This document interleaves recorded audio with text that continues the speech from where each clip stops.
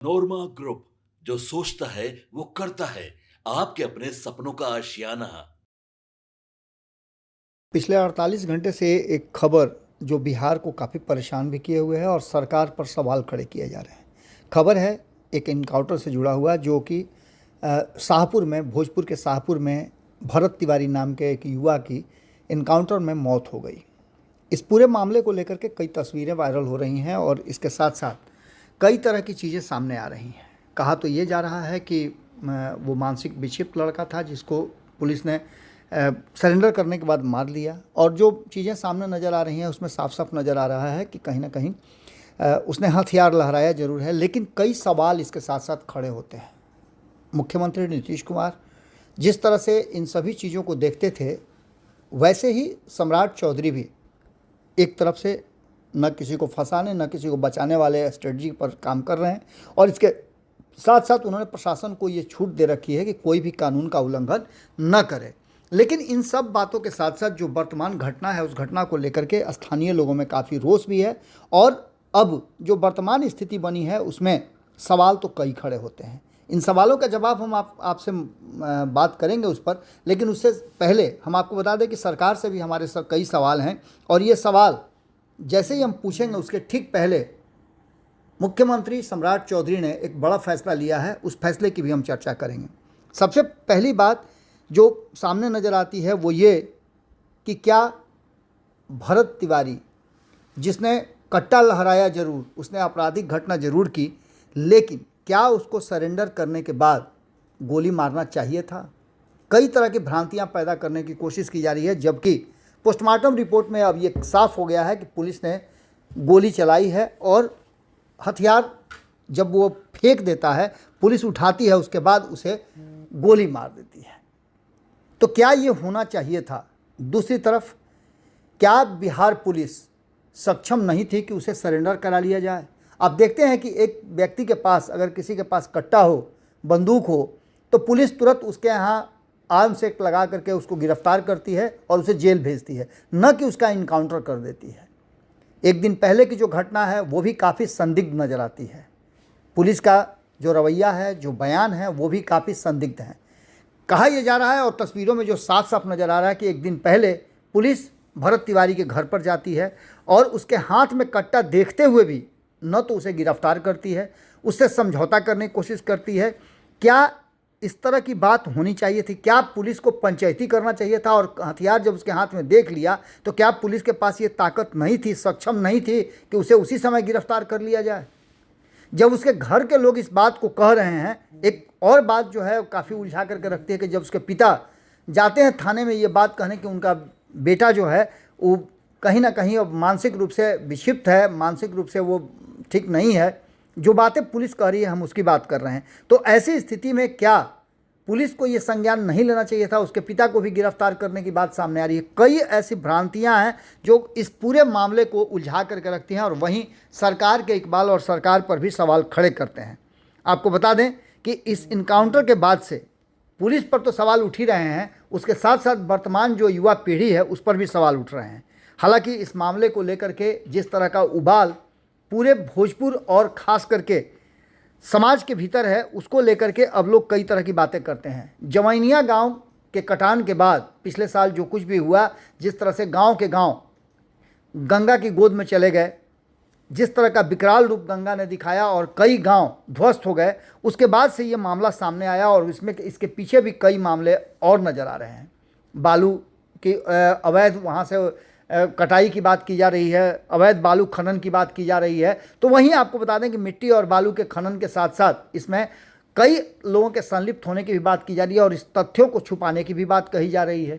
इन लोगों को जो वहाँ गाँव के गाँव कट गए, कई लोग काल कलवित हो गए, उसके बावजूद आपको बता दें कि इन लोगों को अगर बेलौटी गाँव के पास बसाया भी गया, जहाँ से ये भरत तिवारी आते थे, तो इस बात को लेकर के भी कि वहाँ जो सुविधाएं चाहिए थी वो नहीं मिल रही थी उन लोगों को। भरत तिवारी उन लोगों के साथ सुविधाओं को लेकर के लगातार मांग कर रहे थे, और इन मांगों के साथ साथ कई तस्वीरें भी सामने आई हैं जिसमें एक हीरो की तरह भरत तिवारी को दिखाया जा रहा है और कई तस्वीरें भी हैं जिसमें कई राजनेताओं के साथ, कई पुलिस वालों के साथ उनकी फ़ोटो सामने नज़र आ रही है। भरत तिवारी को लेकर के वहाँ के युवाओं में एक अलग तरह का जोश नज़र आ रहा है। लेकिन इन सारी बातों के साथ साथ जो सबसे महत्वपूर्ण बात है वो हमारे कई सवाल हैं। सवाल ये खड़ा होता है कि क्या पुलिस सक्षम नहीं थी? उसको गिरफ्तार नहीं किया जा सकता था? अगर पुलिस के पास कम संख्या थी तो संख्या बल बढ़ा करके उसे गिरफ्तार करना चाहिए था। जब उसने कट्टा फेंक दिया तो क्या उसे गिरफ्तार करके मानसिक आरोग्यशाला में नहीं ले जाना चाहिए था? मुख्यमंत्री सम्राट चौधरी को किसने गलत बयानी की, किसने गलत जानकारी दी कि उन्होंने मंच से कहा कि उन्हें गिरफ्तार कर लिया गया है और गिरफ्तार करके अस्पताल भेजा गया है? सम्राट चौधरी को पूरी तरह से कहीं ना कहीं गफलत में रखा गया और उसके बाद जब सम्राट चौधरी को ये पूरी घटना की जानकारी मिली तो उन्होंने एक बड़ा फैसला लिया और उस फैसले के साथ साथ अब दूध का दूध और पानी का पानी करने का निर्णय सरकार ने और ख़ास करके मुख्यमंत्री सम्राट चौधरी ने लिया है।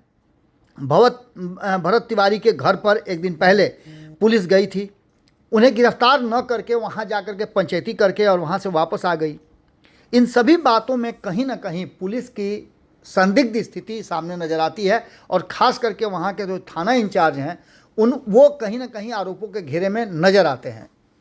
कई पत्रकारों ने जब उनसे पूछने का सवाल पूछा तो वो जिस तरह की बातें कर रहे हैं वो भी बात काफ़ी भ्रामक नज़र आ रही हैं। खैर, इन सारी बातों से अलग अब तो उस पूरे मामले को लेकर के सम्राट चौधरी ने एक बड़ा फैसला लिया है और भोजपुर के जिले के शाहपुर थाना क्षेत्र के बिलौटी गाँव में 17 तारीख को हुई पुलिस मुठभेड़ की स्वतंत्र एवं निष्पक्ष जांच हेतु उन्होंने न्यायालय के सेवानिवृत्त न्यायाधीश द्वारा न्यायिक जांच कराने का निर्णय लिया है। न्यायिक जांच का उद्देश्य घटना के किसी भी पहलू को और सारे स्थितियों को निष्पक्षता और पारदर्शिता के साथ जांच कराने की बात कही जा रही है।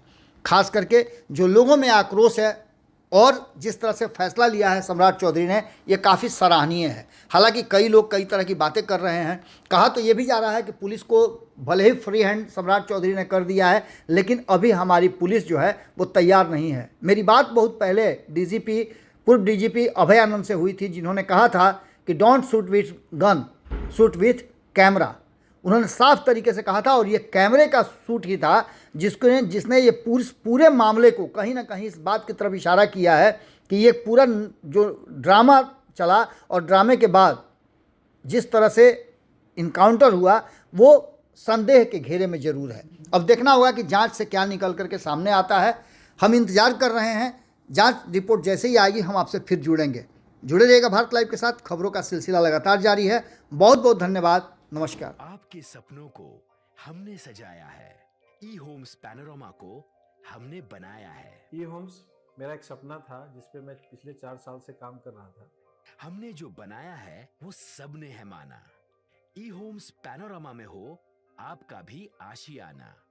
और फाइनली हमने 2021 में इस प्रोजेक्ट को लॉन्च किया। बहुत लोग अप्रिशिएट कर रहे हैं कि पूर्णिया जैसे शहर में, बिहार के, एक तो बिहार की बात करें उसमें भी पूर्णिया जैसे छोटे जगह में इस तरह का लाइफस्टाइल देना, ये सुन के हम लोगों को बहुत अच्छा लगता है।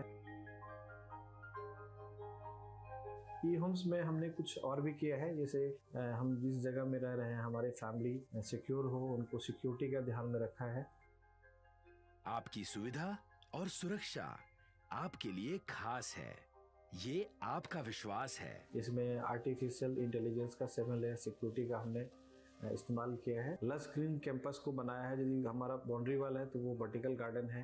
ये जितनी भी फैसिलिटी होता है एक इंटरनेशनल टाउनशिप में ई होम्स है, ये हम लोग विश्वास नहीं कर पा रहे हैं। जो भी हमारे मित्र दोस्त या जो भी हमारे बाहर आते हैं तो हम लोगों को बहुत अच्छा सुनने को मिलता है और बहुत अच्छा क्रेडिट मिल रहा है। वो सारा हमने सिर्फ एक बिल्डिंग नहीं बनाया, हमें एक बहुत अच्छा लाइफस्टाइल दिया ई होम्स में, और मेरा एक सपना था जिसको मैं आज फुलफिल होते हुए देख रहा हूँ। ये आपका आवास है। ई होम्स पैनोरामा में अब आपका निवास है। E homes panorama, luxurious lifestyle redefined. Panorama group, जो सोचता है वो करता है। अगर ये वीडियो पसंद आई और वह बिहार के राजनीति और बिहारियत से सरोकार रखेनी तो सब्सक्राइब बटन दबा के चैनल के सब्सक्राइब कर ली। ओजे एगो घंटी बा, ओकरा बटन दबा देला से कुल सटीक और मारक खबर रुआ मुफ्त में मिल जाई। अगर रुआ पत्रकारिता के हमनी के नया प्रयोग में सहयोग कर चाहतानी तो ज्वाइन बटन दबा दी। पेटीएम नंबर नोट कर ली 9386 816 700।